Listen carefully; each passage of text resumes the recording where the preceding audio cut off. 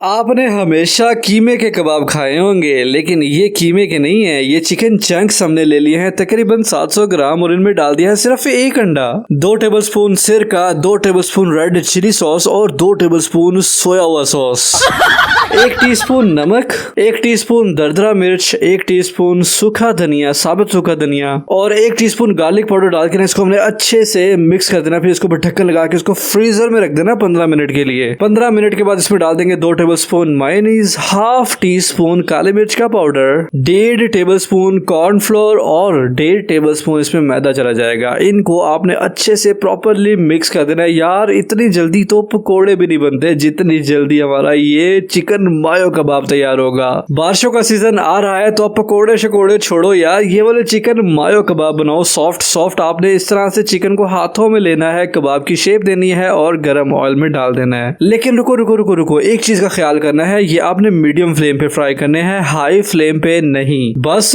3 से 4 मिनट एक साइड को देना और 3 से 4 मिनट दूसरी साइड को देना। दोनों साइडों से खूबसूरत सा कलर आ जाएगा तो इनको आप निकाल लेना। आहा माशाल्लाह यार, कितने ही सॉफ्ट एंड जूसी लग रहे हैं। तो आप भी बनाओ, खाओ और सब्सक्राइब करके जाओ।